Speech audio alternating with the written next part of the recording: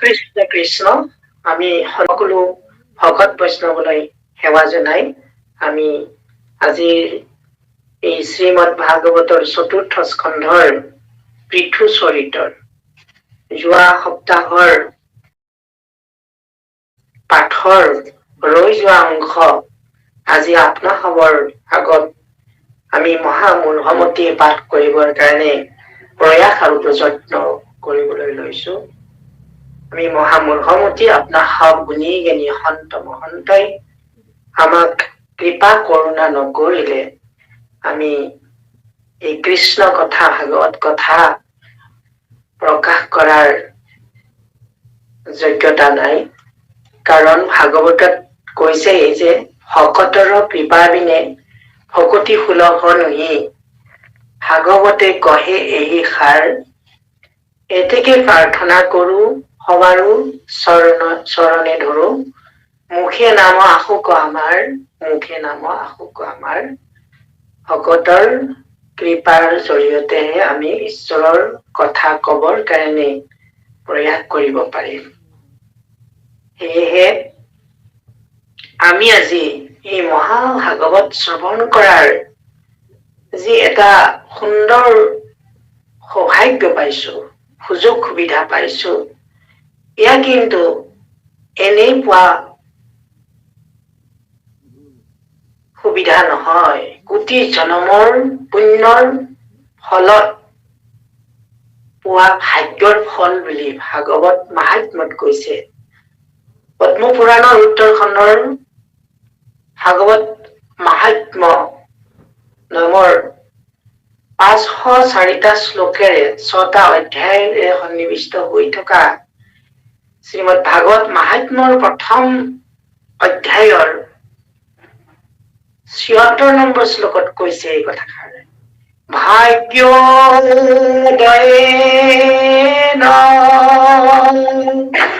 বহু জন্মা সমৰ্জিতেন সৎসংগং লভতে পুৰুষো যদা জ্ঞান হেতু কৃতা মদন্ধাকার না সংবিধায় তদুদয়তে বিবেক না সংবিধায় তদুদয়তে বিবেক। বহু ভাগ্য আৰু পুণ্যৰ ফলত বহু জন্ম জন্মান্তৰৰ সাধনাৰ বলত সৎসংগ লাভ কৰিব পাৰি বুলি কৈছে। সৎসংগমং লভতে পুৰুষো যদা, জীৱই সৎসংগ লাভ কৰিব পাৰে। আৰু সৎসংগ লাভ কৰাৰ লগে লগে আমাৰ মাজৰ পৰা অজ্ঞান হেতু কৃতা মোহ মদন্ধাকাৰ, অজ্ঞান মোহ মদ দম্ভ দেশ ঈৰ্ষা অসূয়া এই সকলো বিলাক নাচং বিধায় তদুদয়তে বিবেক, এইবিলাকৰ বিনাশ সাধন হয় আৰু সুবিবেকৰ সৎ বিবেকৰ উদ্ৰেক হয়। গতিকে আজি আপোনাসৱ ভকতি সন্ধানী সত্ৰৰ, ভক্তি সুধা সন্ধানী সত্ৰৰ সাধু মহন্তৰ এই যে সংগ লাভ কৰিব পৰা হৈছে, এয়াও বহু জন্মৰ পুণ্যৰ ফল বুলি অনুভৱ কৰিব পাৰি। কাৰণ ভাগৱত মাহাত্ম্যতে এই কথাষাৰ কৈছে। এতিয়া আমি সাধু সংগ পালো, সৎসংগ পালো। সৎসংগত হৰি কথা শুনিবৰ কাৰণে, ঈশ্বৰৰ কথা শুনিবৰ কাৰণে অতি দুৰ্লভ বুলি কৈছে। এয়া তৃতীয় অধ্যায়ৰ 46 নম্বৰ শ্লোকত কৈছে, দুৰ্লভ হৈব কথা লোকে শ্ৰীমদ ভাগৱতত ভৱা, কোটি জন্ম সমুচেন পুণ্য নৈব লভ্যতে কোটি জন্ম সমুচ্ছেন পুণ্য নৈবতো লভ্যতে। এই সংসাৰত আটাইতকৈ দুৰ্লভ যদি আছে শ্ৰীমদ ভাগৱত কথা শ্ৰৱণ কৰাটো। শ্ৰীমদ ভাগৱতৰ যি কৃষ্ণ কথা, হৰি কথা, এয়া শুনাটো অতি দুৰ্লভ। আজিৰ এইখন সংসাৰ, যিখন সংসাৰত আমি বস্তু জ্ঞান কৰি আছো, এই মায়াময় সংসাৰখনত আমি প্ৰত্যেকে আমাৰ এই হৰি কথা শুনাটো অতি দুৰ্লভ। আমি যদি চাবলৈ যাওঁ, আজি 31 ডিচেম্বৰৰ এটা সুন্দৰ দিন।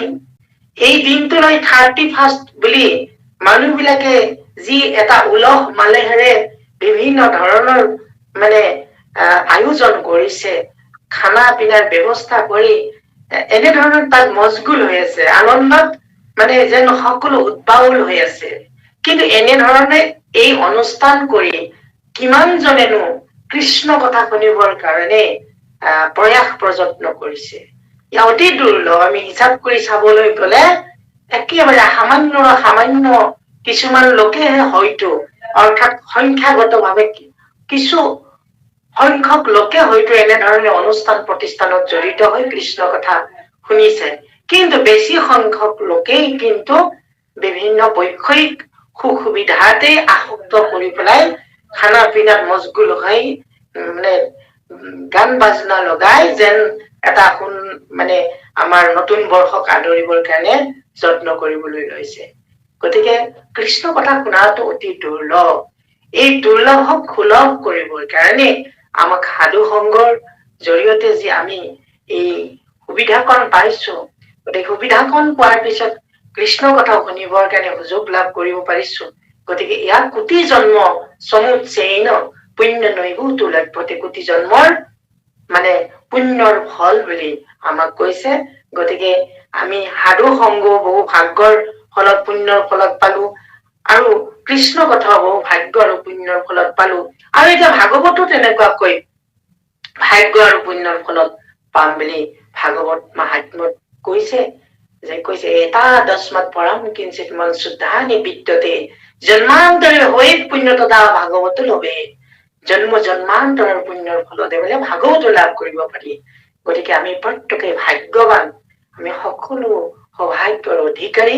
গতিকে আজি আমি এই পৃথু চৰিত্ৰৰ পৰম তত্ত্ব অমৃত কথা শ্ৰৱণ কৰিবৰ কাৰণে আমি আপোনাক সাধু মহন্তৰ সংগ লাভ কৰি আমাৰ যি ভাগ্য উদয় কৰিব পৰা হৈছে, ঈশ্বৰে আমাক কৃপা কৰোণা কৰিছে, সেইখিনিৰ শলাগ লৈ আমি পাঠলৈ আগবাঢ়িছো।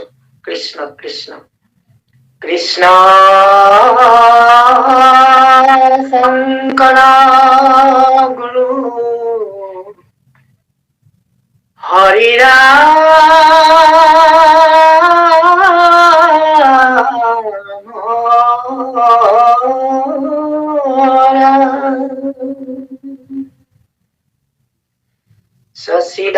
সচিদানন্দ ৰূপায় বিশ্বুৎপত্যাদিহেতৱে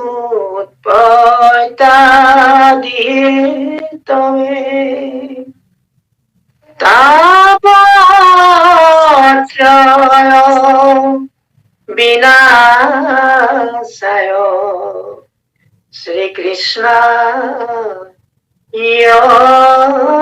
নমঃ। শ্রীকৃষ্ণ নমঃ।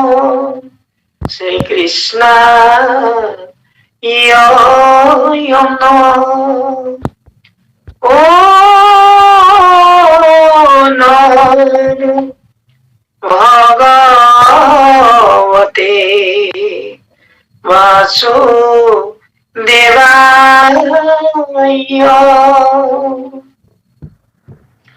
সকল নিগম কল্পতরু তার ফলমহা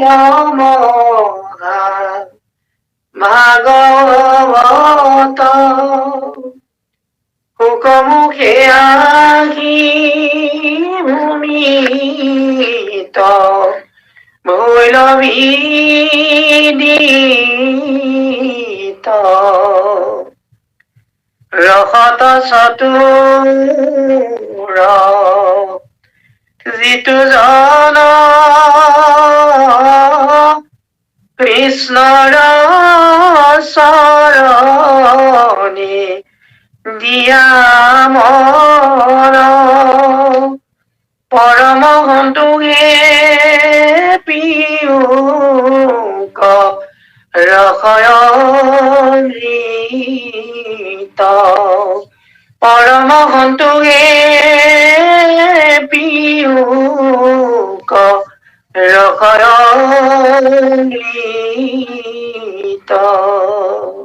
কৃষ্ণ হৰি ওৰা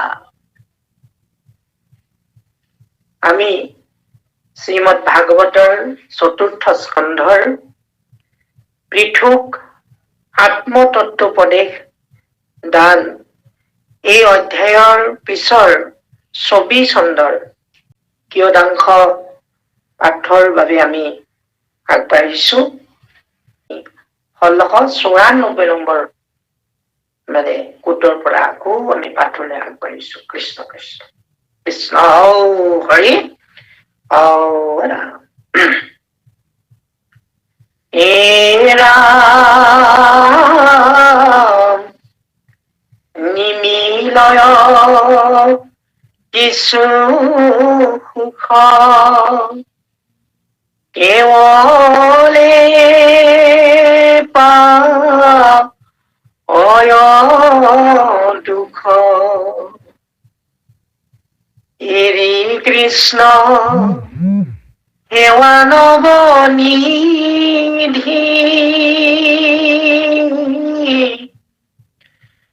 বুদ্ধিৰ বিবেক হৰুই বিষয়ত পৰি মৰুই বঞ্চিলে ক তাক জানো বিধি পাছে এই অনুক্ৰমে বিষয়ৰ ধ্যান সমে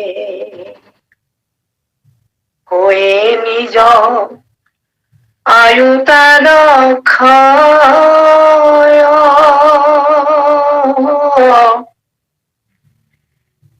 বিষয়ক ধ্যান কৰি চলে সংযমনি পৰি তুইতো ঘোৰ যাতনা পায়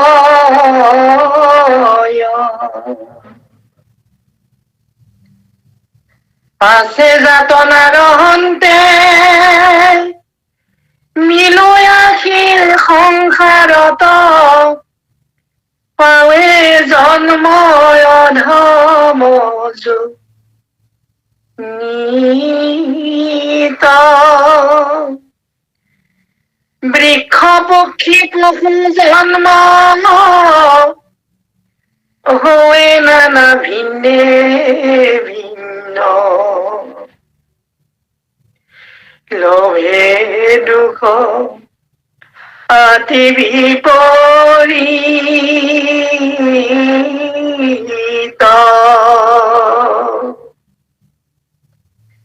এতেকে পুৰুষ হমে তৰিবা কচাৱে যেবে বিষয়ৰ চাৰিবেক সংগ পুৰুষৰ পুৰুষাৰ্থ বিষয়ৰ আশা বৃথা ইহ পৰ লোকে আশা ভঙ্গ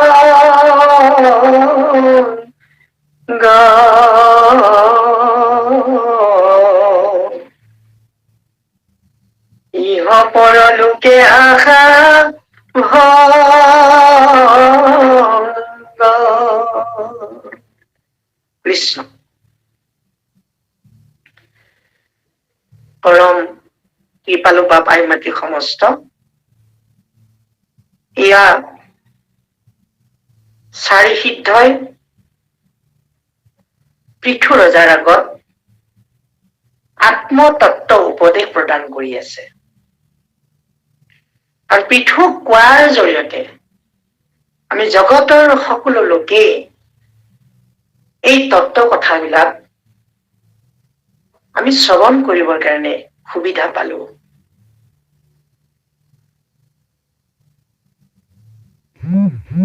এজন ব্যক্তি বিশেষৰ আগত কোৱা কথা অকল আমি পৃথুক কোৱা বুলি ভাবি থাকিলেতো নহব। সুকে পৰীক্ষিতক কৈছে, অকল পৰীক্ষিতক কোৱা বুলি ভাবি থাকিলে নহব। কাৰণ বৈকুণ্ঠৰ শাস্ত্ৰ আনি পৰমৌত সুকে সংসাৰিক কৰি কৃপা প্ৰচাৰিলা সুকে। আমি প্ৰত্যেকে সংসাৰী লোক। এই সংসাৰী লোকৰ বাবে এই ভাগৱতৰ কথাবিলাক যি শাস্ত্ৰ বৈকুণ্ঠত আছিল, এই মৰ্ত্যত সেই বৈকুণ্ঠৰ শাস্ত্ৰ সুকমণিয়ে পৰীক্ষিতক কোৱাৰ জৰিয়তে জগতৰ সকলো পৰীক্ষিতক কৈছে।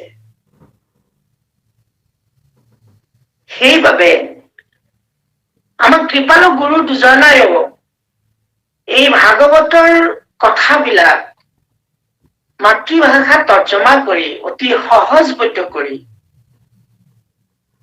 ভাগৱত সমুদ্ৰত থকা মণি মুকুতাবিলাক যে আমাক উদ্ধাৰ কৰি আনি দিছে, এই সন্দৰ্ভত গুৰু দুজনাৰ বিষয়ে ভবানীপুৰীয়া গোপাল আতাদেৱে সুন্দৰকৈ কৈ গৈছে। বোলে সাগৰত মণি মুকুতা ৰত্ন থাকে। অমৃত মথনৰ সময়ত সকলো উদ্ধাৰ হৈছিল। শ্যামন্তক মণিটো তাতে উদ্ধাৰ হৈছিল। এনেকে উচ্চ শোভা, ঘোঁৰা, মণি, মুকুতা, ৰত্ন, বাখৰ এনেধৰণৰ সাগৰ মন্থনৰ সময়ত উদ্ধাৰ হৈছিল। তাৰ পৰা ভাগে ভাগে সকলোৱে লৈছিলে। দেৱতা আৰু দৈত্যৰ মাজত অমৃত বিলাকৰ কাৰণে ভগৱন্তই যিটো ৰূপ লৈছিলে, সকলোৱে এই কথা বিদিত অৱগত। তেনেহলে গোপালাদেৱে কৈছে যে ভাগৱত যদি আমি সমুদ্ৰ বুলি ভাবো, এই ভাগৱত সমুদ্ৰত কি মণি আছে, কি মুকুতা আছে, কি ৰত্ন আছে, সেইবিলাক আমি যে ভাগৱত সমুদ্ৰৰ পৰা গ্ৰহণ কৰিব লাগে, এই কথাখিনি সুন্দৰকৈ এটি লেচাৰী ঘোষাত কৈছে। ভাগৱত ক্ষীৰ সমুদ্ৰত আচৰ ভকতি ৰত্ন যত শ্ৰীমন্ত শংকৰে উদ্ধাৰি আনিবি ভাগি। তাৰ অন্তৰ্গত ৰত্ন যত নিবেদিলা প্ৰিয় মাধৱত লোকক কৃপায়ে থৈলা সংসাৰ কলাগি। ভাগৱত সমুদ্ৰত থকা, ভাগৱত গাখীৰৰ সাগৰ বুলি তুলনা কৰি এই ভাগৱত ক্ষীৰ সমুদ্ৰত যিমান ৰত্ন আছে, সেই ৰত্নবিলাক আমাৰ কৃপালু গুৰুজনাই উদ্ধাৰ কৰি আনিছে। সেই ৰত্নবিলাকৰ নাম কি? সেই ৰত্ন হৈছে হৰি ভক্তি ৰত্ন, ৰাম নাম ৰত্ন, ৰাম নাম ৰত্ন বেখায়া জগত চলয় বৈকুণ্ঠ পুৰী। এই হৰি ভক্তি ৰত্ন গুৰুজনাই ভাগৱতৰ পৰা উদ্ধাৰ কৰিলে। আৰু সেই ৰত্ন তেওঁৰ প্ৰাণৰ বান্ধৱ মাধৱদেৱকো দিলে। এই ৰত্ন পাই মাধৱদেৱে ৰত্নাৱলী লিখিলে, গুৰুজনাই ভক্তি ৰত্নাকৰ লিখিলে। এতিয়া সেই ৰত্নবিলাক অকল দুয়োজনতে সীমাবদ্ধ নাৰাখিলে। সেই ৰত্নবিলাক লোকক কৃপাৰে থৈলা সংসাৰক লাগি। আমালোকৰ কাৰণে, সংসাৰী লোকসকলৰ কাৰণে কৃপাৰ কাৰণে এই ৰত্নবিলাক আমাক দিলে। এই ৰত্ন যোনে ধাৰণ কৰিছে সেই কোটি কোটি পুৰুষ উদ্ধাৰ কৰিব পাৰে বুলি কৈছে। সেইকাৰণে কৈছে, যিটো নাম নেৰৈ মুখে পাইলে মহা মুখ্য সুখে, জানা কৃষ্ণ তুষ্ট হইলা তাৰ, গুৰু হইলা জগতৰে কৰিলে সিটো নৰে কোটি কোটি পুৰুষ উদ্ধাৰ। গতিকে এই ৰত্ন, ৰাম নাম ৰত্ন যোনে ধাৰণ কৰে সি তেওঁৰ কোটি কোটি পুৰুষক, নৰকত থকা লোকসকলক স্বৰ্গলৈ, স্বৰ্গৰ পৰা বৈকুণ্ঠলৈ লৈ যাব পাৰে। সেই ৰাম নাম ৰত্ন আমাক সকলোকে দিছে, বিলাই দিছে। আৰু এই ৰত্ন য'তে ত'তে নাথাকে বুলি এটা গীততো কলে গুৰুজনে, বৰগীতত, বেখায়ো ভাৰস্ত হাতে আউৰ বেলি নাতে, চলিতে নিকটে ভয়ো ভৰা দিয়া জানতে। য'তে ত'তে নথাকয় হৰি ভক্তি ৰত্ন, মহন্ত দোকানী ৰাখে কৰি মহাযত্ন। মহন্ত দোকানী বিলাক মানে নাম দান কৰোতা, নামৰ ৰসগ্ৰাহী ভক্তসকলে এই মহন্ত দোকানী বুলি কৈছে। আৰু অতি যতন সহকাৰে ৰত্ন নিজে ধাৰণ কৰি নিজে উজ্জ্বলটো হয়েই আৰু আনকো উজ্জ্বলিত কৰিব কাৰণে চেষ্টা কৰে। সেইকাৰণে কৈছে, পৰম উজ্জ্বল হৰি নাম ৰত্ন, কণ্ঠত যিটো পিন্ধই তাহাৰ পুৰুষ যতিক আশ্ৰয় সবাকো শোভা কৰে। এই ৰাম নাম ৰত্ন যিয়ে পৰিধান কৰিব তেওঁ পুৰুষসকলক, সকলো জীৱক, মানে প্ৰহ্লাদকটো 21 পুৰুষ বুলি কৈছিল, গুৰুজনাই কলে নহয় কোটি কোটি পুৰুষক উদ্ধাৰ কৰিব পাৰে এই ৰাম নাম ৰত্নই।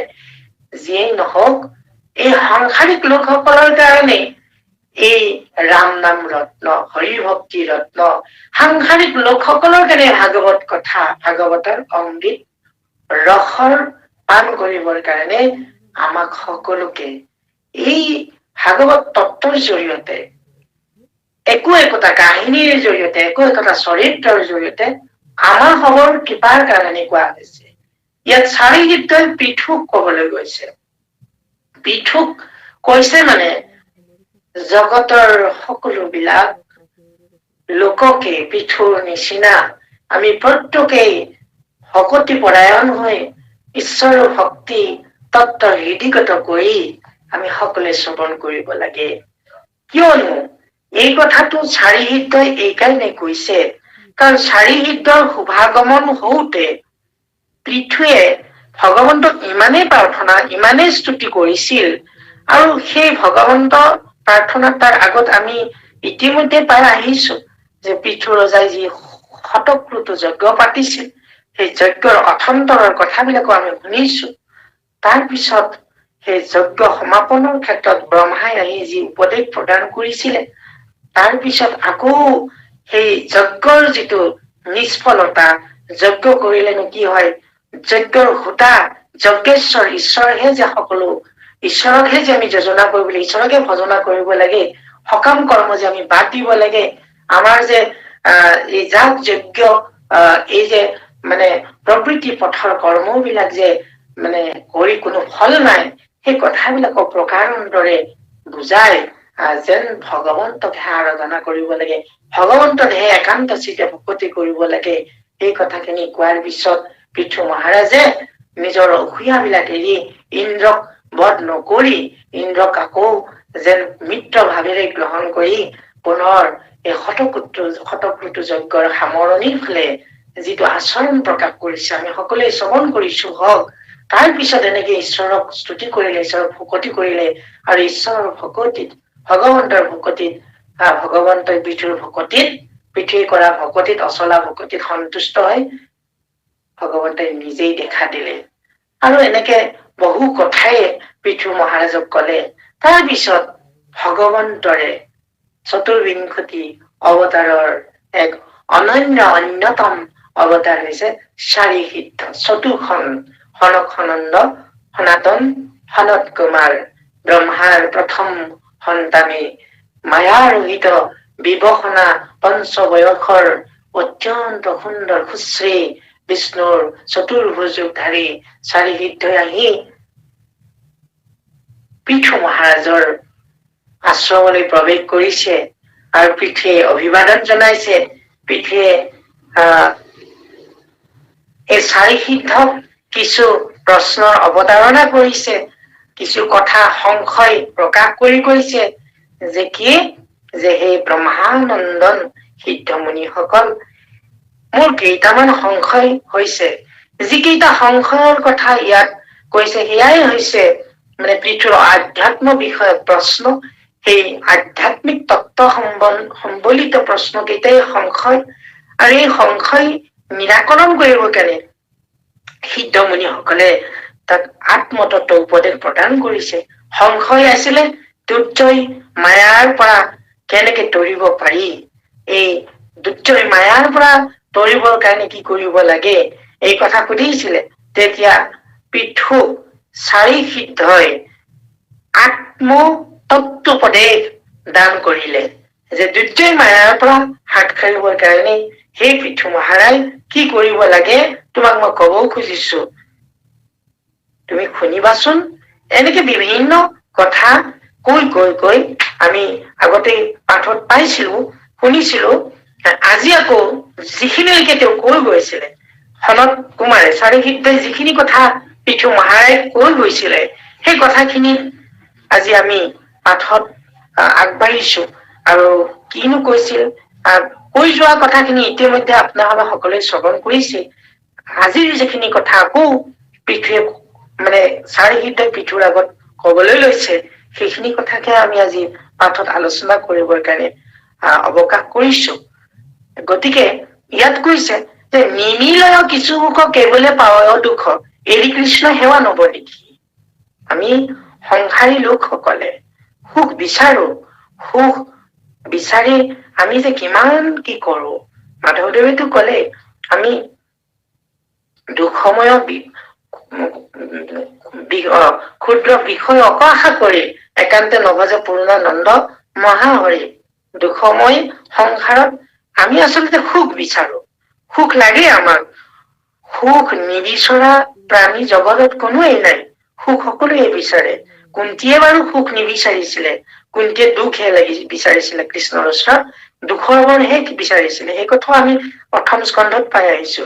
কিন্তু আমি সংসাৰী প্ৰত্যেক লোকেই আমি কিন্তু সুখ বিচাৰো, আনন্দ বিচাৰো, আমাক সুখ হলে আমি ভাল পাওঁ। কিন্তু সেই সুখটো কি, সেই সুখটো খন্তেকীয়া, মানে সামান্যৰ সামান্য, ক্ষুদ্ৰাতি ক্ষুদ্ৰ সুখ। যি ক্ষুদ্ৰ সুখে বহু আশা কৰি, সেই ক্ষুদ্ৰ সুখকে বহু আশা কৰি ভৱকূপে জীৱ আছে পৰি, আমি ভৱ সংসাৰ গৰ্তত পৰি আছো। ভৱ কূপে জীৱ আছে পৰি, ক্ষুদ্ৰ সুখে বহু আশা কৰি ভৱ জীৱ আছে। কাল সৰ্পে ডংগি হৰাইল চেতনতাৰ, কাল সৰ্পই আমাৰ চেতনা হেৰাই পেলালে। কিন্তু তাৰ মাজতো ভগৱন্ত ঈশ্বৰৰ যি নামামৃত, যি মুক্তি সাধনৰ সম্বল বিদ, সেই বাক্যামৃত ভগৱন্ত ঈশ্বৰৰ নাম সদায় পৃথিৱীত, সদায় সংসাৰত প্ৰচলিত হৈ আছে। সেইজন দয়াময় কৃষ্ণই সেই নামামৃত দি আমাক সকলোকে উদ্ধাৰ কৰিব লাগে। এই প্ৰাৰ্থনা মাধৱ পুৰুষে গোসাঁত লিখিলে, কলে। এতিয়া চাৰি সিদ্ধইও সেই কথাখিনিকে কলে যে যদি আমি সুখৰ পিছে পিছে দৌৰি থাকো, দৌৰি থাকিলে কি পাওঁ, আমি দুখ পাই থাকিম। কাৰণ কবিয়ে কৈছে সুখ সুখ বুলি মানুহ বুলি নেদেখে সুখৰ মুখ, সুখ বিচাৰতে পাই সংসাৰত দুখৰ উপৰি দুখ। নিমিলয় কিছু সুখ কেৱলে পাৱয় দুখ। সুখ বিচাৰি থাকোতে থাকোতে সুখ আমি ক'ত বিচাৰো, ধন জন পুত্ৰ ভাৰ্যা, মনৰ বিলাস, মনৰ আনন্দত, যিবিলাকত আমি বৈষয়িক সুখত আসক্ত কৰি ভৌতিক সুখত আমি যি সুখ বিচাৰি থাকো, এই সুখৰ পিছত দুখ আছে। সেইকাৰণে এই সুখত আমি দুখ পাওঁ। কেতিয়া দুখ পাওঁ, এই সুখৰ মাজতো যদি আমি ঈশ্বৰ সেৱা কৰো, ভগৱন্ত কৃষ্ণক সেৱা কৰো, তেতিয়াহ'লে দুখৰ পৰা হাত সাৰিব পাৰো। সেইবাবেই কৈছে যে নিমিলয় কিছু সুখ কেৱলে পাৱয় দুখ, এৰি কৃষ্ণ সেৱা নব নেকি। বুদ্ধিৰ বিবেক হৰৈ বিষয়ত পুৰি মৰৈ বঞ্চিলিক তাক জানো বিধি। এই যে কৃষ্ণ সেৱা, এয়া হৈছে নৱনিধি। আমি যদি কৃষ্ণ সেৱা সদায় কৰি থাকো, কৃষ্ণক সেৱা কৰিলে নৱনিধি লাভ কৰিব পাৰি। এই যে নৱনিধি, আমি যদি এই শব্দটোৰ অৰ্থ অনুধাৱন কৰিব খোজো, নৱ মানে নতুন, নিধি মানে সম্পদ। কৃষ্ণক সেৱা কৰিলে সদায় নতুন নতুন সম্পদ আহৰণ কৰিব পাৰি। ভক্তি সুধা সন্ধানী সত্ৰৰ আজি ইমান দিন আমি কিমান সময় এনেদৰে এই সত্ৰত অৱগাহন কৰি আমি প্ৰত্যেকে এই নৱনিধি গ্ৰহণ কৰি আছো। প্ৰতিটো সপ্তাহত বা প্ৰতিটো দিনতে আমি নৱনিধি পাই আছো। সদায় আমি নতুন নতুন কথা শুনি আছো। এই নতুন নতুন সম্পত্তি আহৰণ যে কৰি আছো, এইটো কি কৃষ্ণ সেৱাৰ সম্পত্তি, ভগৱন্তৰ কৃষ্ণৰ কথাৰ সম্পত্তি। সেইকাৰণে কৈছে আমি এই পাৰ্থিৱ সংসাৰত যিবিলাক সম্পত্তি আহৰণ কৰো, সেই সম্পত্তি বিলাক আমাৰ আচল সম্পদ নহয়। সম্পদকো জানা নুহি সম্পদ, আপদকো জানা নুহি আপদ। পৰম সম্পদ হৰি ভকতি, আপদ জানা হৰি বীৰকতি। আপদ মিলে হৰি বীৰকতি হলে, বীৰকতি হলে, আৰু সম্পদ মিলে হৰিৰ সমুখ হলে। গতিকে আমাৰ সম্পদ, আমাৰ নিধি কি? কৃষ্ণ সেৱা হব লাগে। আৰু কৃষ্ণ সেৱাক এৰি আমি যদি এই সংসাৰত সুখ বিচাৰিবৰ কাৰণে হাবাথুৰি খাই থাকো, তেতিয়াহ'লে আমাৰ বুদ্ধিৰ বিবেক হৰণ হৈ গৈছে। আমাৰ বুদ্ধিৰ যিটো শুদ্ধতা থাকিব লাগিছিল, সুবুদ্ধি হব লাগিছিল, সেই সুবুদ্ধিত দুৰ্বুদ্ধি আহিব আমাৰ। সেইকাৰণে মাধৱদেৱে ঘোষাত লিখিছে, কতনো মুখ অপৰাধৰি কইয়া আছো প্ৰচুৰ, বুদ্ধি থাকিয়া নেদাহু বুদ্ধি পাৰ ভূঞা ঠাকুৰ। বুদ্ধিভ্ৰষ্ট কেতিয়া হও? যেতিয়া আমি এই আচল নিধি, আচল সম্পদক ধৰিব এৰি আমি আপদ বিলাকক আমি চপাই লবৰ কাৰণে চেষ্টা কৰো। সেইকাৰণে কৈছে যে বুদ্ধি বিবেক আমি হৰণ কৰো, বিবেক হাৰা হৈ বিষয়ত পুৰি মৰৈ, এই বিষয় সংসাৰত আমি ধেৰ পুৰি মৰিবলৈ লৈছো। বঞ্চিলিক তাকো জানা বিধি, আমাৰ বিধি বাম হৈ গল, আমাক বিধিয়ে বঞ্চনা কৰিলে। তাৰমানে আমাৰ বিধি মানে ভাগ্যত আছিল আমি ঈশ্বৰৰ সেৱক হবৰ কাৰণে, ঈশ্বৰৰ কৃপাৰ কৰুণাৰ জৰিয়তে যিটো আমি দুৰ্লভ জীৱন পালো। কাৰণ শাস্ত্ৰত কৈছে, সবা সাংকে শ্ৰেষ্ঠ মনুষ্যৰ জন্ম, আশ্ৰয় দিবগে পাই পৰম সম্পদ হৰিৰ, পৰম মংগল হৰিৰ নামক সততে ফুৰিবা গাই। সকলো জীৱৰ ভিতৰত শ্ৰেষ্ঠ মানুহ জীৱন, মনুষ্য জন্ম শ্ৰেষ্ঠ। কাৰণ মহাভাৰতৰ কৰ্ণ পৰ্বততো কৈছে যে সকলো জীৱৰ ভিতৰত মানৱ জীৱন শ্ৰেষ্ঠ। সৰ্বশ্ৰেষ্ঠতম পৰম হি কিঞ্চিত, আৰু অৰ্থাৎ মানুষাত শ্ৰেষ্ঠ তৰম হি কিঞ্চিত, অৰ্থাৎ মানুহতকৈ শ্ৰেষ্ঠ জীৱ কোনো নাই। গতিকে আমি সৌভাগ্যৰ বলত মানুহ জীৱন পালো। এই কথা ভাগৱতৰ একাদশ স্কন্ধতো ভগৱানে উদ্ধৱৰ আগত কৈছে। ভাগৱতৰ একাদশ স্কন্ধৰ 20 অধ্যায়ৰ 17 নম্বৰ শ্লোকত কৈছে, নিদেহং মাধ্যম ইদম শ্লভম সুদুৰ্লভম প্লৱম সুকল্পম গুৰু কৰ্ণধাৰ ময়ানুকুলেন নভস্যতৰিতং পুমানো ভবাতিম নতৰে স্ব আত্মহা। নৰতনো নৌকা এইটো সুদৃঢ় সুখাৰ, উপদেশ দাতা গুৰু ইহাৰো কণ্ঠাৰ। মই অনুকূল বায়ু হুয়া কৰো পাৰ, তথাপি নতৰে এইটো দুৰ্ঘৰ সংসাৰ, সেইহিনৰে কৌতুকতে কৰে আত্মঘাত, আপোনাকো আপুনি পেলাৱে যাতনা। গতিকে উদ্ধৱক ভগৱন্তই কৈছে যে এই যিটো জীৱন, মানৱ জীৱন, সকলোৰে আদি জীৱন, নিদেহম আইতম ইদম সুলভম সুদুৰ্লভ। মানৱ জীৱনটো পোৱাটো অতি দুৰ্লভ, কিন্তু দুৰ্লভৰ পিছত আমি যেতিয়া সুলভতাৰে জীৱনটো পালো, পোৱাৰ পিছত আমাক গুৰু কৰ্ণধাৰ হৈ আমাক কি কৰিলে, এই সংসাৰ তৰিবৰ কাৰণে, নৰদনো নৌকা তৰিবৰ কাৰণে গুৰু কৰ্ণধাৰ হল। তাৰমানে নিদেহম আইতম ইদম সুলভম সুদুৰ্লভম প্লৱং, প্লৱং মানে নৌকা সদৃশ। এই নৌকাখন চলাবৰ কাৰণে গুৰু আহিল আমাক, গুৰু কৰ্ণধাৰম, গুৰু কৰ্ণধাৰ হৈ আমাক চলালে। ময়ানুকুলেন নভস্য তৰিতম, অৰ্থাৎ মই অনুকূল বায়ু হৈ এই নৌকাখন চলাচল কৰাৰ সুবিধা কৰি দিলো। তথাপিও উমান ভৱাব্দি নতৰে আত্মহা, যদি এই নৌকা পোৱাৰ পিছত, নৰতনো নৌকা পোৱাৰ পিছতো গুৰুক ধাৰণ নকৰি, গুৰুক আশ্ৰয় নকৰি যি সংসাৰ পাৰ হব বিচাৰিছে, আচলতে সি আত্মঘাতী। নতৰে আত্ম, তাৰ নিচিনা আপোন ঘাতী কোনো নাই। গতিকে গুৰু গ্ৰহণ কৰি আমি সংসাৰ সাগৰ পাৰ হবৰ কাৰণে প্ৰযত্ন কৰিব লাগে।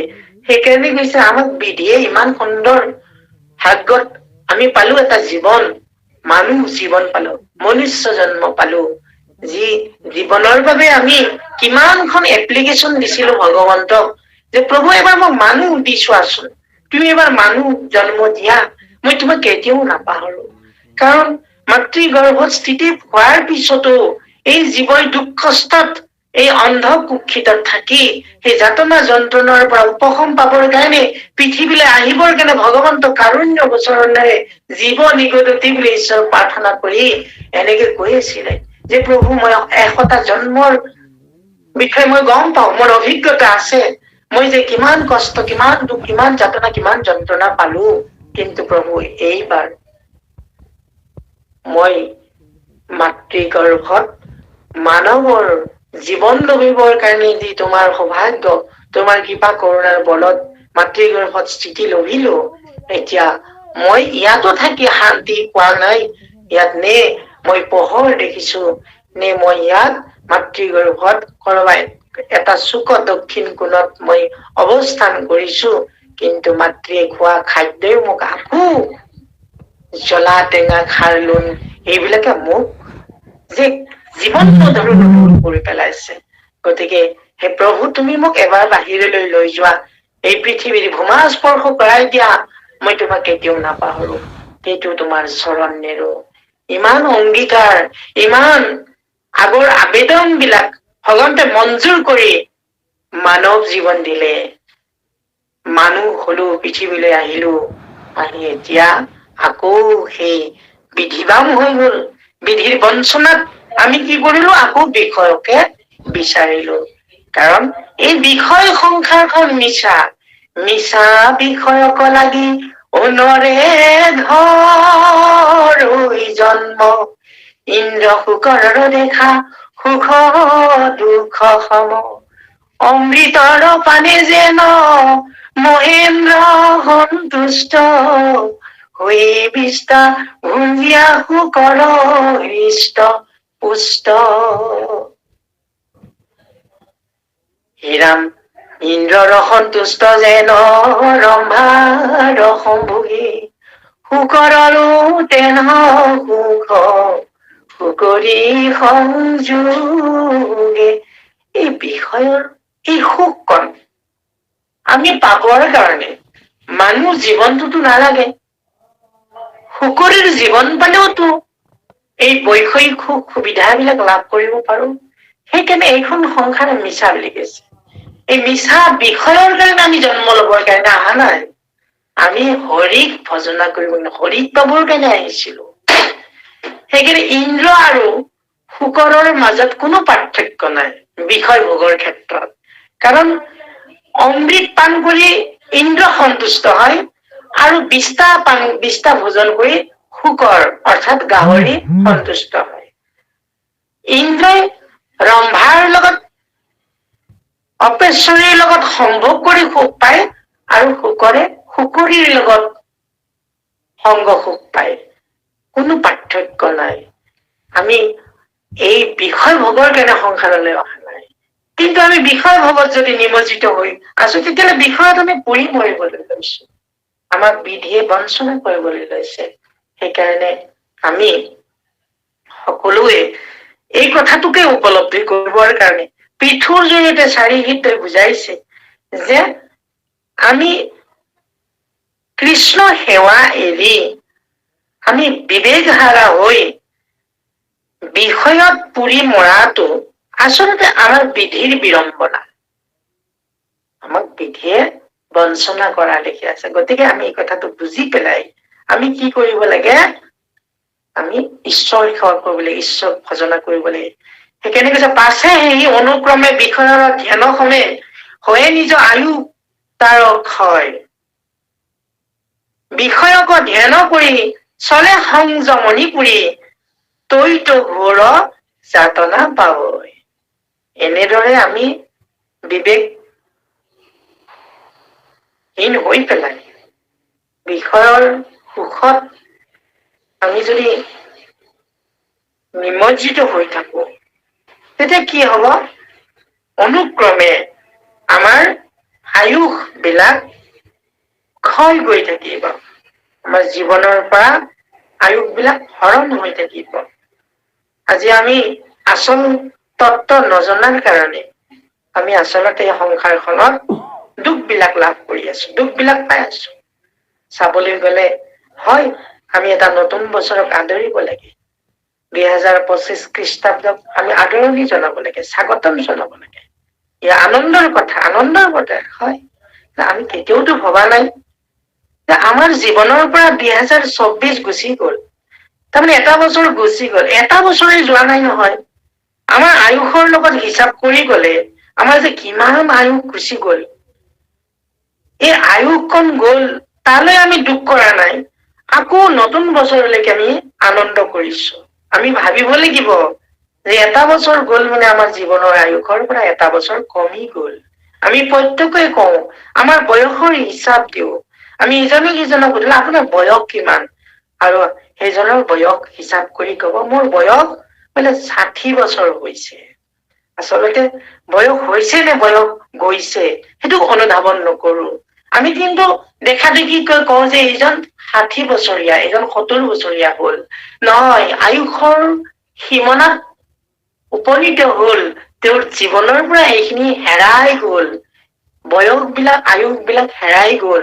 এই হেৰাই যোৱাটোৰ কথা অনুধাৱন যদি কৰিলোহেঁতেন, তেনেহলে আমি সত্তৰে গলত বান্ধা মাধৱৰ নাম, গুৰুজনাই এনেই কোৱা নাই।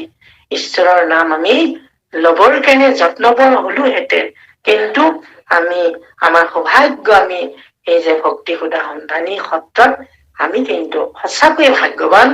আমি যে এই দিনটোত আমি চাবলৈ গলে আমাৰ পৰিয়ালত এটা উখল মাখল পৰিৱেশ হৈ আছে, তৎসত্বেও আমি কিন্তু এইখন মধুক্ষণ, আমাৰ এই শুভক্ষণ সুন্দৰকে কৃষ্ণ কথাৰ জৰিয়তে আমি অতিক্ৰম কৰিবৰ কাৰণে যত্নশীল হৈছো হওক।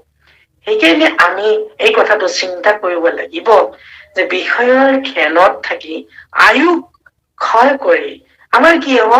এটা সময়ত আমি সংসাৰৰ পৰা মেলানি মাগিব লাগিব।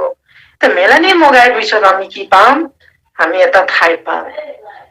যদি আমি বিষয়কে ধ্যান কৰি সংসাৰ মেলানি মাগো, তেনেহলে আকৌ বিষয়ৰ দুখ পাম। বিষয়ৰ বৈষয়িক যন্ত্ৰণা কাতৰ পাম, যন্ত্ৰণা দুখ পাম।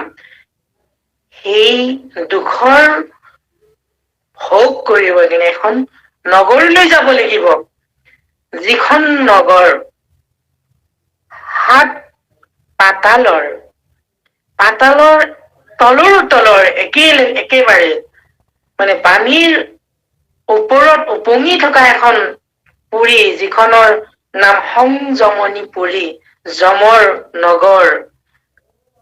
84,000 যমৰ নগৰৰ 28খন মুখ্য নৰক মানে লগ হৈ যি এখন পুৰী নিৰ্মাণ হৈছে, সংযমনি পুৰী, সেই পুৰীলৈ আমি যাব লাগিব আৰু তাত গলে আমি কি পাম? যাতনা পাব লাগিব, যন্ত্ৰণা ভোগ কৰিব লাগিব। কিহৰ কাৰণে? বিষয়ৰ ধ্যানৰ কাৰণে। সেইকাৰণে বিষয়কে ধ্যান কৰি থাকিব নালাগে। সেইকাৰণে গুৰুজনে এনেই কোৱা নাই, বিষয় বিষধৰ বিশেষ ৰজৰ জীৱন ৰহি মোৰ প্ৰাণৰা বিমূৰ। এই বিষয়ৰ বিষে আমাক জৰ্জৰিত কৰিব। সেইকাৰণে আমি বিষয়কে ধ্যান কৰি অনবৰত আমাৰ জীৱন অতিবাহিত কৰিব নালাগিব। বিষয়ক ধ্যান কৰি থাকে যি দুজন বিষয়ৰ আকাৰ তাৰ মন। মোক অনুক্ষণে মাতে চিন্তিয়া থাক, মোৰ স্বৰূপ পাবি সিটো মহাশয়। বামন ভগৱন্তই বলিৰ আগত কৈছে এই কথাখিনি, যে বিষয়ক যি ধ্যান কৰি থাকিব সেই বিষয়ৰ আকাৰেৰে তাৰ মনটো পৰিপূৰ্ণ হব। আৰু মোক যোনে ধ্যান কৰি থাকিব মোৰ আকাৰ তেওঁ লাভ কৰিব পাৰিব। সেইকাৰণে যৰ ঘৰতে বিষয়ৰ কথা, বাসনাৰ কথা চিন্তা কৰোতে কৰোতে হৰিণক কোনে খুৱাব, কোনে ধুৱাব, কোনে নুৱাব, কোনে সযতনে ৰাখিব, ভাবি থাকোতে থাকোতে প্ৰাণ বিসৰ্জন দিলে, পিছৰ জন্মত আকৌ হৰিণৰ জন্ম পালে। এইবিলাক কথা আমি উপলব্ধি কৰি অকল বিষয়কে ধ্যান কৰি থাকিলে নহব। বিষয়ক ধ্যান কৰি থাকিলে বিষয়ৰ দুখ পাব লাগিব। সেইকাৰণে কৈছে ভাগৱতৰ ১১ স্কন্ধত, নাহিকে কিঞ্চিত সুখ বিষয় সংসাৰ, অসাৰ সংসাৰ যেন বিফলতা ফল ফুলি জাতিষ্কাৰ। প্ৰথমে মধুৰ পাইলে বিষ লাগে পাছে, নজানি বৰ শিকিলে মৰে যেন মাছে। সেই মতে পুত্ৰ দ্বাৰা বিষয়ৰ সুখ, ইহাৰ বিয়োগে উপজিবে মহাদুখ। গতিকে বিষয়ৰ সুখ বিলাক এনেধৰণৰ সুখ। গতিকে সেই সুখক আমি চিন্তা কৰি আমি যদি এই জীৱনৰ অৱসান কৰো, মৃত্যুৰ মুখলৈ যাওঁ, মৃত্যুৰ দুৱাৰদলিত উপনীত হওঁ, তাৰপিছত আমি ইয়াৰ পৰা গুচি যাওঁ, সংসাৰৰ পৰা মেলানি মাগো, তেতিয়াহলে আমাৰ কি হব অৱস্থা? আমি আকৌ নৰক যাতনা ভোগ কৰিবৰ কাৰণে আগবাঢ়িব লাগিব। সেইকাৰণে আমি প্ৰত্যেকে এই কথাটো চিন্তা কৰি আমি কি কৰিব লাগে? যাতনাৰ পৰা হাত সাৰিব লাগে, কষ্ট যন্ত্ৰণাৰ পৰা দূৰ অৱসান হবলৈ চেষ্টা কৰিব লাগে। এই কথাটোকে গুৰুজনে আমাৰ ভাগৱত তাৎপৰ্যৰ উপদেশ বাণী কৈছে। শুনা সামাজিক জন ও ভাগৱত কথা, এই শুনতে সাক্ষাৎ হোৱে ঈশ্বৰ সৰ্বথা। নাহি আকৌ শাস্ত্ৰ আৰু ইয়াৰ সমান, মহন্ত সকলে পাই প্ৰত্যক্ষে প্ৰমাণ। হে ৰাম হেন জানি কৃষ্ণ চৰণে দিয়া মন, কৰিয়ক কৃষ্ণ কথা শ্ৰৱণ কীৰ্তন। আয়ু যায়ালে জালে শুয়ো সাৱধান, কৃষ্ণ বিনে নাহি আন যাতনা ত্ৰাণ। কৃষ্ণ বিনে যাতনাৰ পৰা ৰক্ষা কৰিব পৰা কোনো বেলেগ নাই। সেই কথাটো ভাবি আমি কি কৰিব লাগে? আমি যমৰ নগৰলৈ নোযোৱাকৈ থাকিবৰ কাৰণে, বিষ্ণুৰ নগৰলৈ যাবৰ কাৰণে, বিষ্ণুপুৰী পাবৰ কাৰণে আমাক গুৰুজনাই কীৰ্তন ঘোষাত কৈছে, হে ৰাম কৃষ্ণ কথা জীৱা শুনে, জীৱা ভনে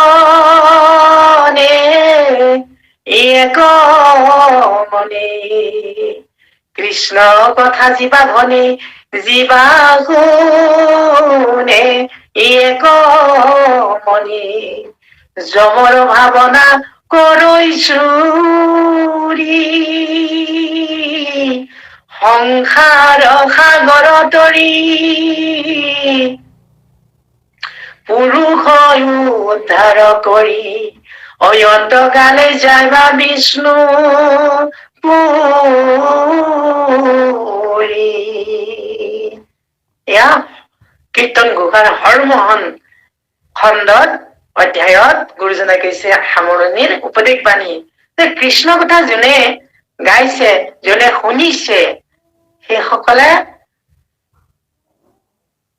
সংসাৰ সাগৰ পাৰ কৰি জীৱক উদ্ধাৰ কৰি অন্তকালত বিষ্ণুপুৰীলৈ যাব। তাৰমানে সংযমনী পুৰীৰ পৰা আমি ৰাস্তাটো বদলাই দিবৰ কাৰণে এই ৰাস্তাত নো এন্ট্ৰি লগাই সেই ৰাস্তাত অৰ্থাৎ বিষ্ণুপুৰীৰ ৰাস্তালৈকে আমি যাবৰ কাৰণে কি কৰিব লাগে? কৃষ্ণ কথা শুনিব লাগে। আৰু এই বিষ্ণুপুৰীখনেই হৈছে বৈকুণ্ঠপুৰী। গতিকে এই বৈকুণ্ঠপুৰী যাবৰ কাৰণে আমাৰ কি কৰিব লাগে? গুৰুজনাই কৈছে দেৱৰো ঈশ্বৰ হৰি লৈকো যতন কৰি হুয়ৈক হৰণ কৃষ্ণ গাৱা নাম গুণগীত কৰি একান্ত চিত্ত তেৱে থানো পাৰিবা বৈকুণ্ঠ। তেতিয়াহে তুমি বৈকুণ্ঠ পাব পাৰিবা। গতিকে আমি যমৰ যাতনাৰ পৰা হাত সাৰিব চেষ্টা কৰিব লাগিব। এই সংযমনী পুৰীৰ পৰা আমি ৰাস্তাটো বদলাব লাগিব, সলাব লাগিব। বিষ্ণুপুৰীলৈ যাবলৈ যত্নশীল হব লাগিব। সেইকাৰণে আমাক কৈছে যে নকৰে কীৰ্তন যিটো পামৰ সিজন অধীন হৈল যমৰ। কাৰ অধীন হব? যিজনে হৰি কীৰ্তন নকৰে, হৰি নাম নলয়, যি পাপমতিৰে পাপেৰে চিত্ত ভৰাই ৰাখিছে, সি যমৰ অধীনলৈ যাব লাগিব বুলি কৈছে। আমি সেই যমৰ অধীনলৈ যাবৰ কাৰণে কোনোৱে চেষ্টা নকৰো, কোনোৱে যন্ত্ৰণা ভোগ কৰিব নোখোজো। সেইবাবে আমি কি কৰিব লাগে? আমাক কৈছে যে আমি এই যে বিষয়ৰ ধ্যানৰ পৰা আমি ঈশ্বৰ ধ্যানলৈ যাব লাগে। সেইকাৰণে যে পাছে যাতনাৰ হন্তে মিলৈ আহি সংসাৰত পাৱে জন্ম অধম জনী। এতিয়া বিষয়ক ধ্যান কৰি থকাৰ পিছত মৃত্যু হল আমাৰ, আকৌ আমি সংযমনী পুৰীত যাতনা পালো, আৰু যাতনাৰ অৱসানৰ পিছত আকৌ আমি সংসাৰলৈ আহিব লাগিব। আৰু এইবাৰ আহি আকৌ কি? অধম জনীত জন্ম পাব লাগিব। আৰু এই অধম জনীত জন্ম পাব যেতিয়া লম, তেতিয়া আমাৰ কি জন্ম হব? পক্ষী হব, পশু, বৃক্ষ, গছ লতা ইত্যাদি ইত্যাদি আমি জন্ম পাব লাগিব। সেইকাৰণে কবিয়েও কৈছে যে কতবাৰ জনমী তোমাৰ কোলাতে আই, গৈছিলো আকৌ উভতি অপূৰণ কৰ্মৰ ভাৰ বান্ধি লৈ ঘূৰি ঘূৰি আহিছো উভতি। ৰহস্যবাদী কবি নলিনীবালা দেৱীয়ে পৰম তৃষ্ণা কবিতাত এই কথাটোকে কৈছে, পৰাই দিছে যে আমি বহুবাৰ জন্ম পালো, বহুবাৰ আমাৰ মৃত্যু হল, আকৌ ঘূৰি ঘূৰি আহিছো। সেইকাৰণে এতিয়া আমাক গুৰুজনে আকৌ কীৰ্তন ঘোষাত কৈছে যে সংযোগ বিয়োগ শত্ৰু মিত্ৰ বান্ধৱৰ দেখিলো সংসাৰে পিতৃ মাতৃক বিস্তৰ, পিষ্টামুখে পচিলো নাৰীৰ উদৰত, গৰ্ভবাসত দুখ প্ৰভু পাইলো নানামত, জানিলো দুখ শিশু যুৱা পিঠা কালে, মৰণ পীড়াক প্ৰভু জানিলো ভালে। এনেকে 84 যাতন যন্ত্ৰ নৰকলৈকে কত মনুষ্য পত মানে অৰ্থাৎ কৈছে যে পশু পতংগ কতো থাকো স্বৰ্গত, এনেকে আকৌ মনুষ্য লোকলৈ আমি মানে দেৱতা মনুষ্য কি পশু পতংগ অৰ্থাৎ 84 জনী 84 লক্ষ নিগাৰ আমি যন্ত্ৰণা ভোগ কৰিব লাগিব। কেতিয়া? যেতিয়া আমি বিষয়ক ধ্যান কৰি সংসাৰৰ পৰা আমি গুচি যাম, আকৌ বিষয় সংসাৰ পাম, আৰু এইবাৰ আমি উত্তম জনীত নাপাম। আমি যিটো সাধন জনী, আমাৰ এই জীৱৰ 3টা জনীত বুলি জন্ম পোৱা বুলি কৈছে। এটা হৈছে অধম জনী, এটা হৈছে ভোগজনী, এটা হৈছে সাধন জনী। অধম জনী হৈছে ইতৰিতৰ প্ৰাণী বিলাক, ভোগজনী হৈছে দেৱতা বিলাক, আৰু সাধন জনী হৈছে মানুহ জীৱন, মনুষ্য জীৱন। মনুষ্যই সাধনাৰ বলত ঈশ্বৰক লাভ কৰিব পাৰে। এই কথাটো কপিল প্ৰভুৱে দেৱহূতিৰ আগত বুজাইছিলে। গতিকে আমি এই আকৌ সংসাৰত অধম জনীত যাতে জন্ম পাব নালাগে, আকৌ যাতে দুখ কষ্ট যন্ত্ৰণা পাব নালাগে তাৰ কাৰণে কি কৰিব লাগে সেই কথাখিনি পৃথু ৰজাৰ আগত চাৰিবিধই কৈ আছে। সেইকাৰণে আকৌ কৈছে এতেকে পুৰুষ হবে তৰিবাক চাৱে যাবে। যদি পুৰুষসকলে জীৱবিলাকে তৰিব ইচ্ছা কৰে বিষয়ৰ চাৰিবিক সংগ, বিষয়ৰ মানে যি সংগ, বিষয়ৰ সুখ সেইটো এৰিব লাগে। কাৰণ বিষয়ৰ সুখ সুকৰ কবু পায়, হৰি সেৱা মানৱী বিনে নাই। গতিকে বিষয়ৰ সংগটো আমি এৰিবৰ কাৰণে যত্ন কৰিব লাগে, ভাবিব লাগে। আমাৰ বিবেক আছে, জ্ঞান আছে, প্ৰজ্ঞা আছে, বুদ্ধি আছে। আমি এই যে আহাৰ নিদ্ৰা ভ্ৰমণ এই চাৰিটা যে আমাৰ আছে, ইতৰ বাণীৰো আছে। বশিষ্ঠ সংহিতাত কৈছে ন, আহাৰ নিদ্ৰা ভৈমতি লাঞ্চ সামান্যমেতৎ পশুহীনৰ নাম ধৰ্মো হি তেষামধিক বিশেষ ধৰ্মে নহীনা পশুহী সমানাম। ধৰ্মহীন হলে পশু সমান হব লাগে বুলি কৈছে, পশুবৎ জীৱন হব বুলি কৈছে। সেইকাৰণে আমি ধৰ্ম লব লাগিব। মহাভাৰতৰ শান্তি পৰ্বতো কৈছে ন ধৰ্ম কালো পুৰুষস্য নিশ্চিত ন চাপি পুৰুষং প্ৰতিক্ষেত সদা হি ধৰ্মস্য প্ৰিয়ৈব শোভনা সদা নৰ মৃত্যুৰ মুখে বিবৰ্ততে। ধৰ্ম নকৰাকৈ কোনেও থাকিব নোৱাৰে। জীৱই ধৰ্ম পালন কৰিবই লাগিব, আমি সকলোৱে ধাৰ্মিক হবই লাগিব। কাৰণ এই কাৰণে সদা হি ধৰ্মস্য প্ৰিয়ৈব শোভনা যথা নৰ মৃত্যুৰ মুখে বিবৰ্ততে। যিহেতু আমি প্ৰত্যেকে মৃত্যুৰ মুখত পৰি আছো, মৃত্যুমুখী সকলে ঈশ্বৰক আৰাধনা কৰি ধৰ্ম পালন কৰি জীৱনটো উদ্ধাৰ কৰিব লাগিব। আমি সংসাৰ সাগৰ পাৰ হবৰ কাৰণে যত্ন কৰিব লাগে, নহলে আমি মানুহ জীৱন পোৱাৰ কোনো অৰ্থ নাথাকিব। আমাৰ এই দুৰ্লভ জীৱন বুলি যি কৈছো, ব্ৰহ্মাৰ প্ৰাৰ্থনা কৰা দেৱ দুৰ্লভ যিটো জীৱন, সেইটো জীৱনৰ কোনো মূল্য নাথাকিব বুলি কৈছে শাস্ত্ৰত। সেইকাৰণে আমি প্ৰত্যেকে বিষয়ৰ সংগটো এৰিবৰ কাৰণে যত্ন কৰিব লাগিব। বিষয় ত্যাগ কৰিবলৈ কোৱা নাই, কাৰণ বিষয়ৰ মাজত থাকি ঈশ্বৰক চিন্তা কৰি ঈশ্বৰক সেৱা কৰি আমি আমাৰ জীৱন আগবঢ়াই নিব লাগিব। আমি এই যে পংকৰ পৰা পংকজ অৰ্থাৎ পদুমে বোকাত জন্মিও যেনেকে বোকাৰ পৰা নিৰ্লিপ্ত হৈ থাকে, ঠিক আমি সংসাৰত থাকিও আমি সংসাৰত নিৰাসক্ত ভাৱনাৰে আসক্তি শূন্য হৈ আমি ঈশ্বৰ সেৱা ঈশ্বৰ ভাৱনাত আমি জীৱন অতিবাহিত কৰিবৰ কাৰণে চেষ্টা কৰিব লাগিব। পুৰুষৰ পুৰুষাৰ্থ বিষয়ৰ আশা বৃথা, ইহ পৰলোকে আশা ভংগ। গতিকে আমি বিষয়ৰ সংগ এৰি আমি পুৰুষাৰ্থ সাধন কৰিবৰ কাৰণে আমি কি কৰিব লাগে, বিষয়ৰ আশাবিলাকক বৃথা জ্ঞান কৰিব লাগিব। ইহ পৰলোকৰ প্ৰতি অৰ্থাৎ বিষয় সুখৰ প্ৰতি আমি আশা ভংগ কৰিব লাগিব।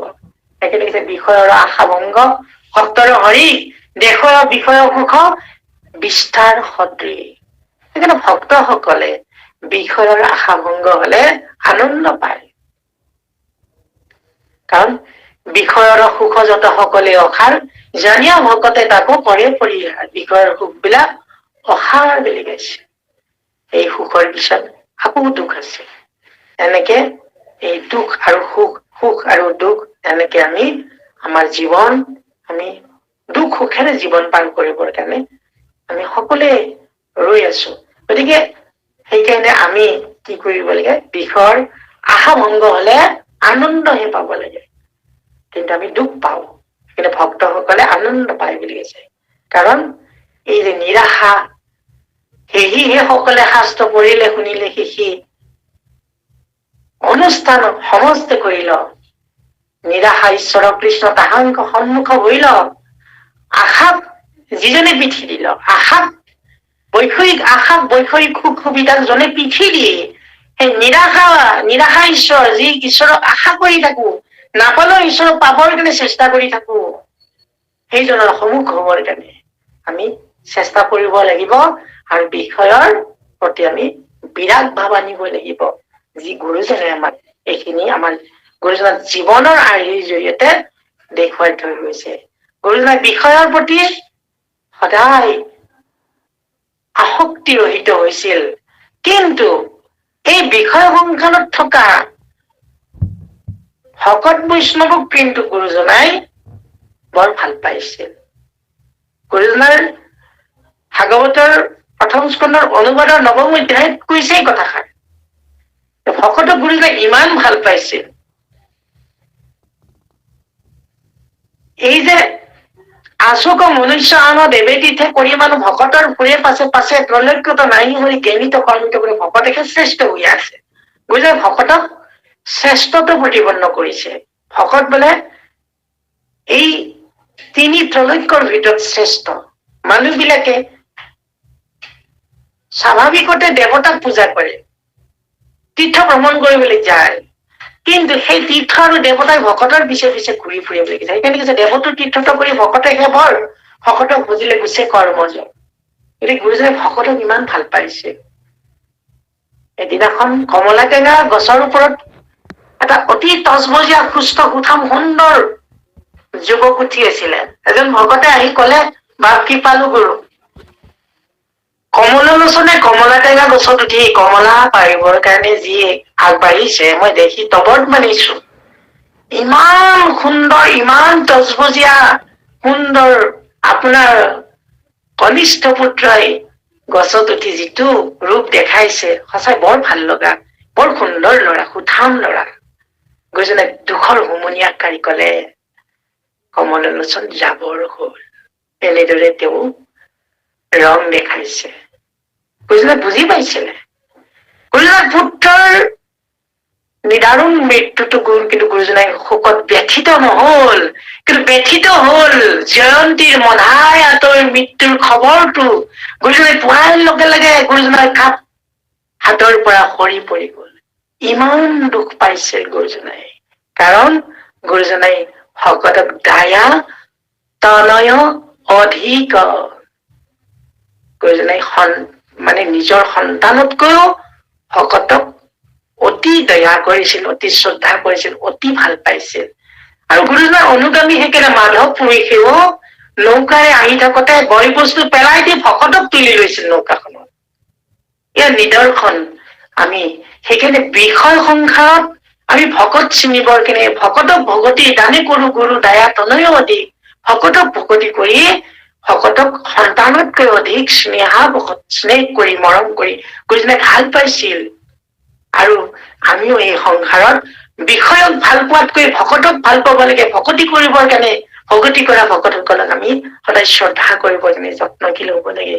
সেই কথাখিনিকে ইয়াত বিষয়ৰ আশা বৃথা যে কেৱল যে আমি ভগৱন্তক পাবৰ কাৰণে ভগৱন্তক ভকতি কৰিব কাৰণে যে চেষ্টা কৰিব লাগে তাকে কৈছে। তাৰ পিছত আকৌ কৈছে, হে ন জানি নৰ ৰাজং ও তোমাক ইকে বাজং শুনা কহো গুৰ্জয় উপদেশ, যত দেখা জীৱ আতি নিয়মন্ত লক্ষ্মীপতি অহুয়া হৃদি মধ্যত প্ৰৱেশ, হুয়া সূক্ষ্ম মনে জীৱ তেহেন্তে সদ আহিব, ও আনু কাৰ্য কাৰণ যতে মায়াক আশ্ৰয় কৰি নিজ বিবেকক ধৰি, ও প্ৰকাশন্ত হবাটো প্ৰত্যেক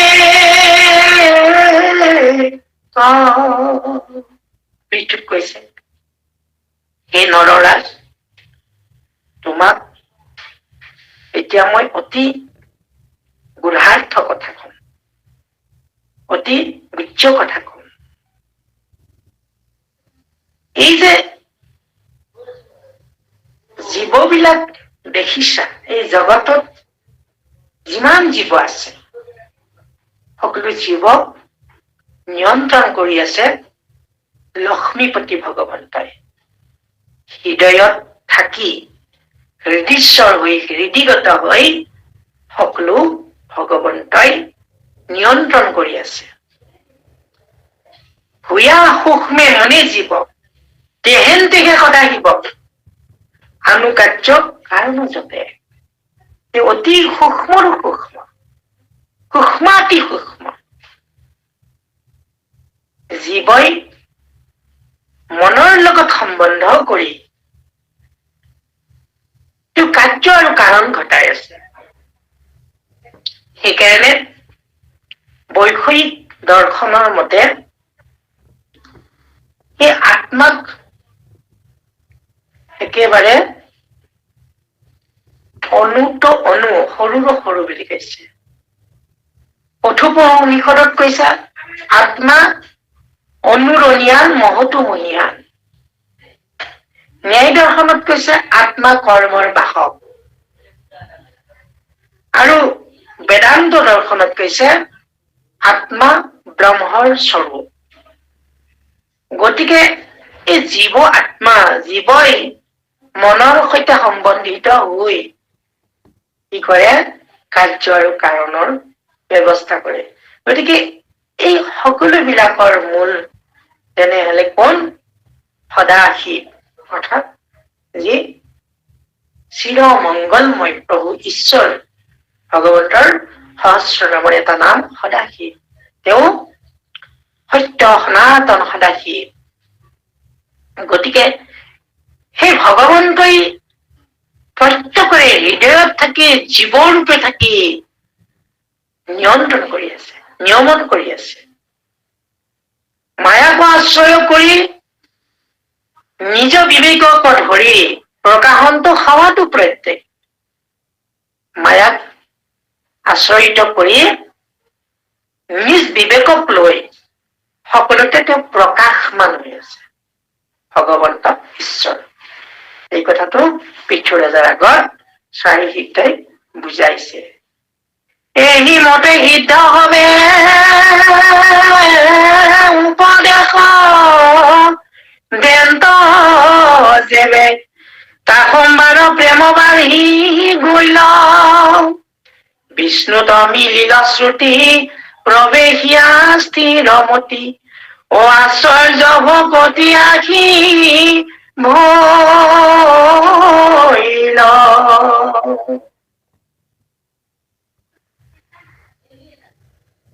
নমো নমো নাৰায়ণ নিত্য মুক্ত সনাতন শুদ্ধ বুধ অগাধ স্বভাৱ যাৰ নিজ প্ৰভাৱত প্ৰকৃতিৰ দুখ যত সবাকো কৰিলা পৰা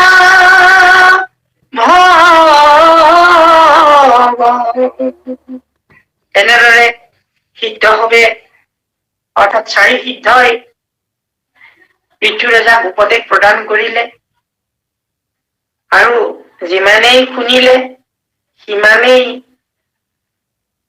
পৃথুৰ প্ৰেম বাঢ়ি গল।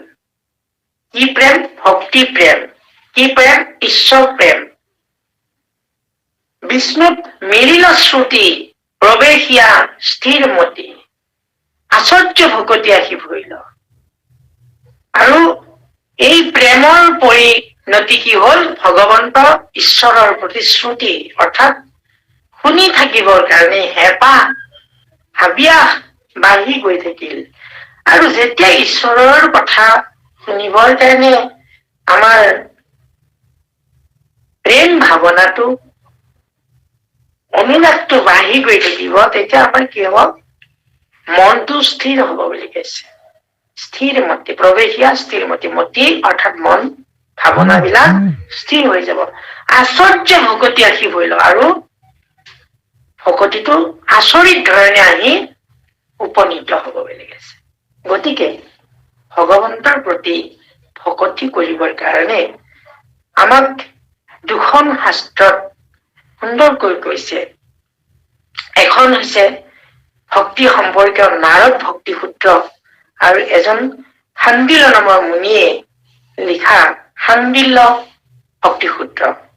এই শাণ্ডিল্য ভক্তি সূত্ৰ আৰু নাৰদ ভক্তি সূত্ৰ দুয়োখন ভক্তি শাস্ত্ৰত মানে দুটা কথা কৈছে।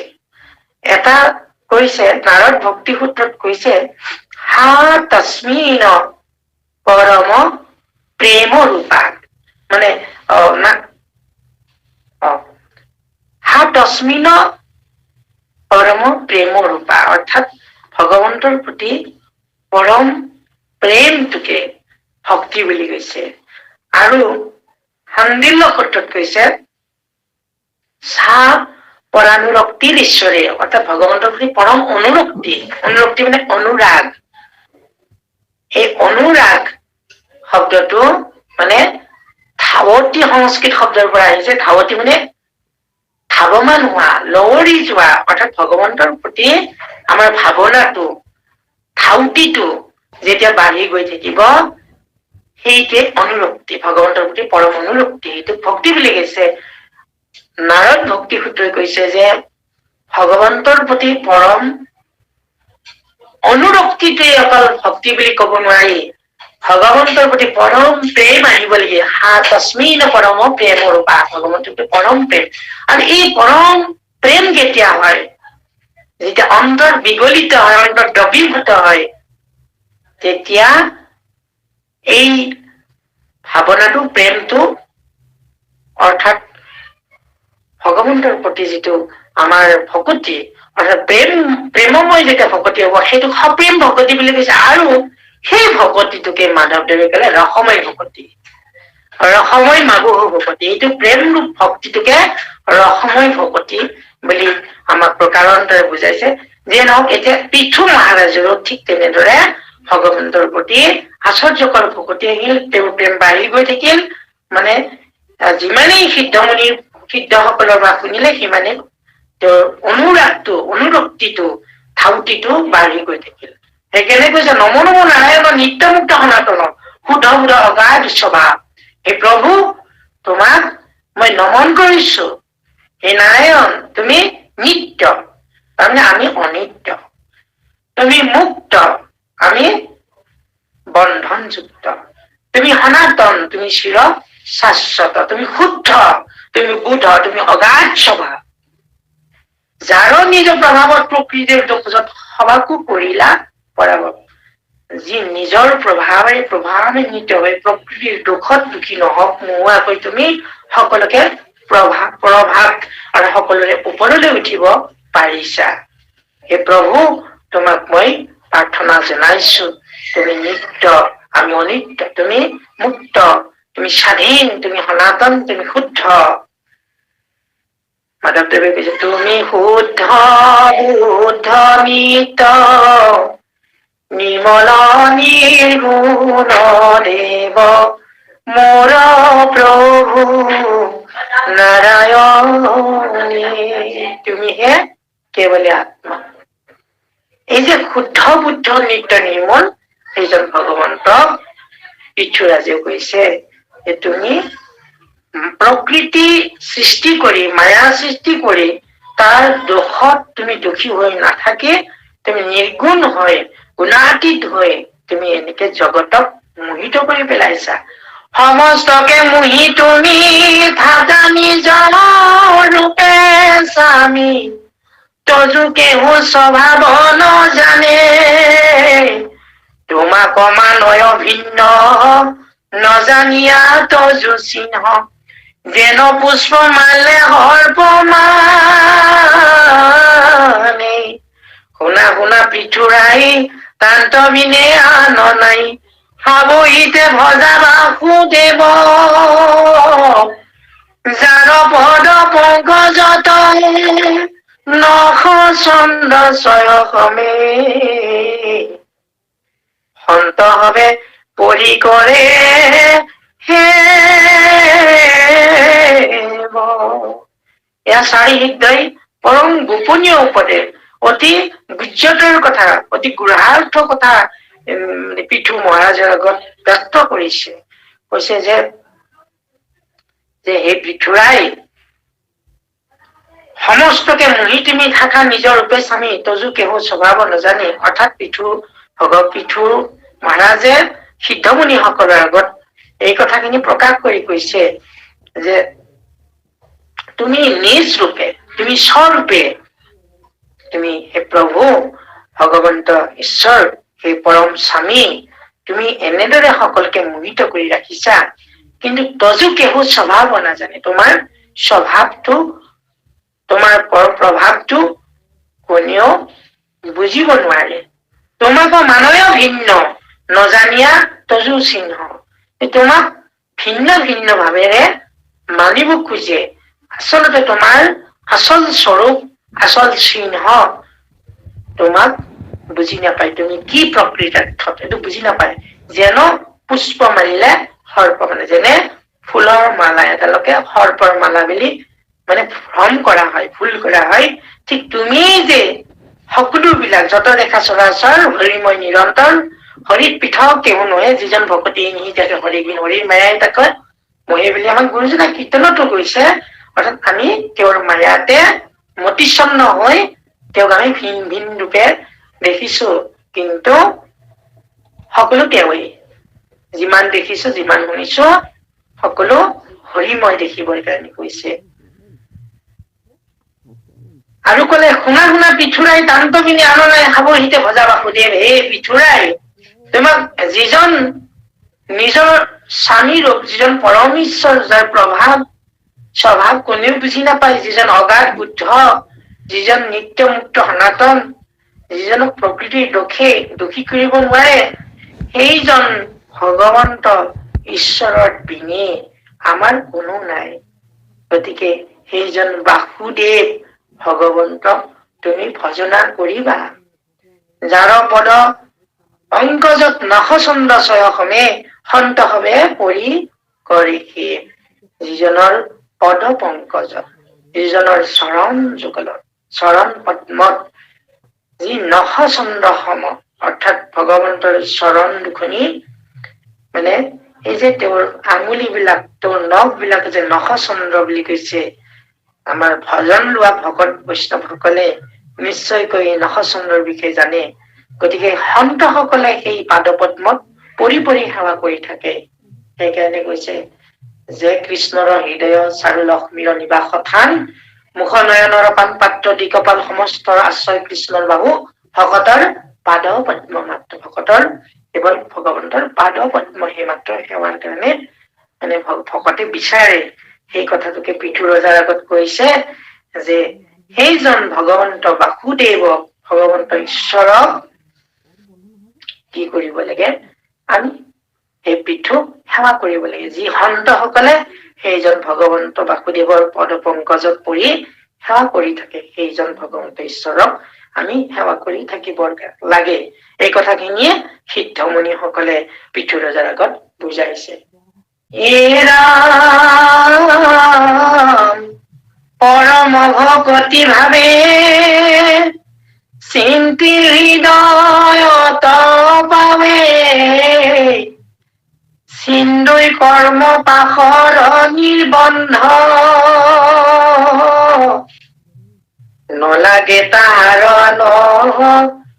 যত যুগত ধ্যান, গুচাৱে ভকতি মহা বন্ধ, আন যত তপ ধৰ্ম ব্ৰত নানাবিধ কৰ্ম, নুহি হৰি ভকতি সমান,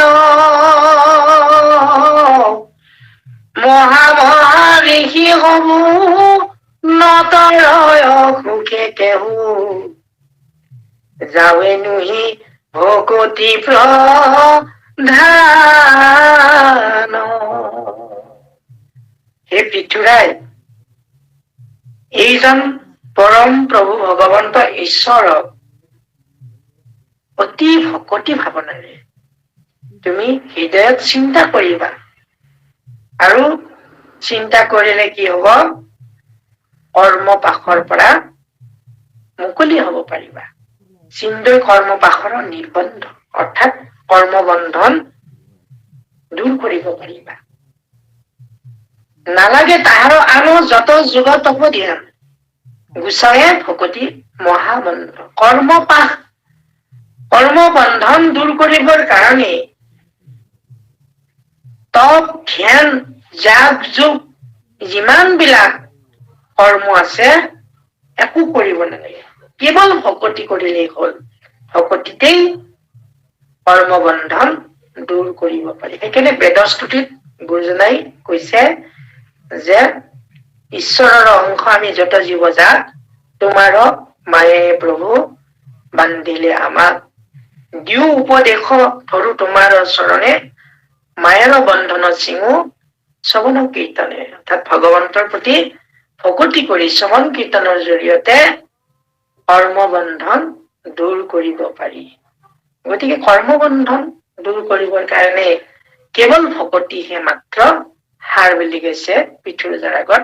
আৰু এই কাৰণে এই কথাটো গুৰুজনাই উপদেশতো কৈছে প্ৰথম স্কন্ধত, তপজপ তীৰ্থ স্নান নলাগৈ ধাৰণা ধ্যান, কেৱলে ভকতি গতি সাধে, কৰাত আৰু নাহি কষ্ট, অল্পৰো নাহিকে নষ্ট,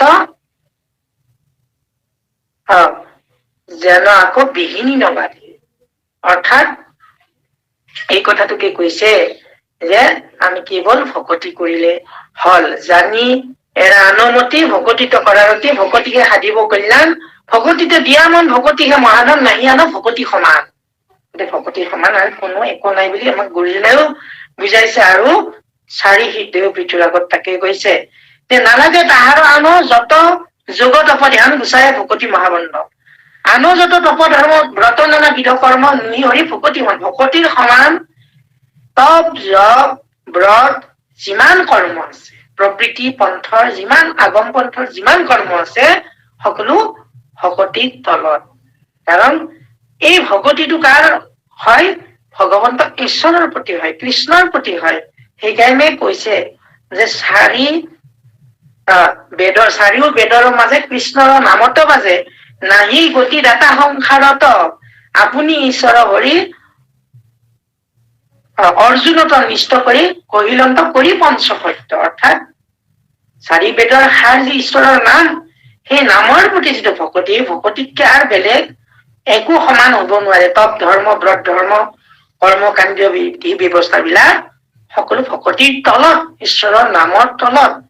সেইকাৰণে যে মহা ঋষি হব নতৰয় সুখে কেহ, যাৱে নুহি ভকতি প্ৰাণ। যিমান ঋষিমুনি আছে কোনেও তৰিব পৰা নাই ভকতি নকৰাকৈ।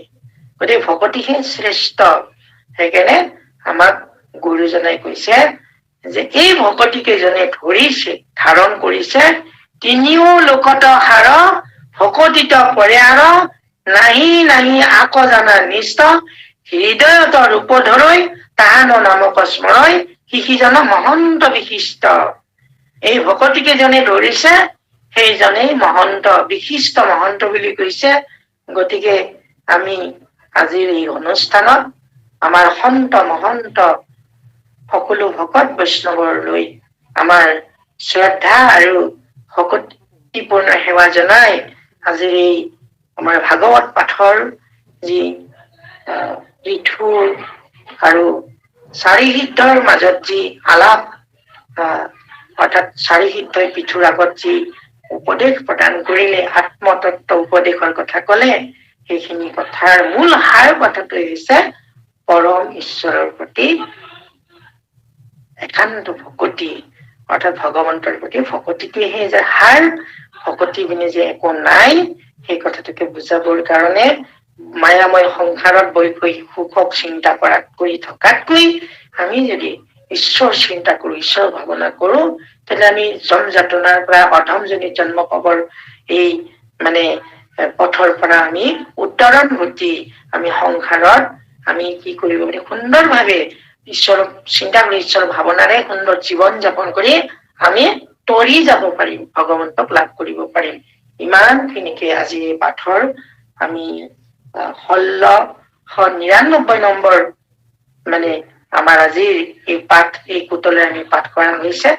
কৃষ্ণ পৰম ভক্তি ভাজন বাপ বান্ধৱ ভাই মাতৃ সমস্ত, আপোনা হবৰ আজ্ঞা আশীষ আৰু পদধূলি শিৰত লৈ আমি বৈকুণ্ঠৰ কল্পতৰু পুৰাণ সূৰ্য শ্ৰীমদ ভাগৱত আদি পাঠ আৰু লগতে পাঠৰ মাজত হৰি কথা কৃষ্ণ কথা আলাপন কৰিবলৈ লওঁতে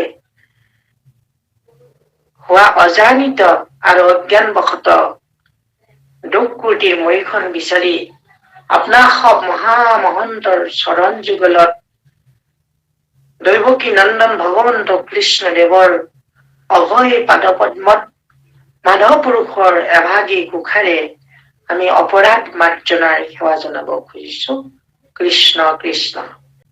জয় ৰাম, জয় নাৰায়ণ, জয় কৃষ্ণ, জয় জগৎগুৰু শ্ৰীমন্ত শংকৰ। অপৰাধ বিনা হন তজু নাম নাৰায়ণ, জানি নামে পখিলো শৰণে, আনুগতি নাহিকে মৰণে, অপৰাধ ক্ষমা কৰি তুমি দয়া শিলৰি, মোক ৰক্ষা কৰি ওচৰণে, মোক ৰক্ষা কৰি ওচৰণে।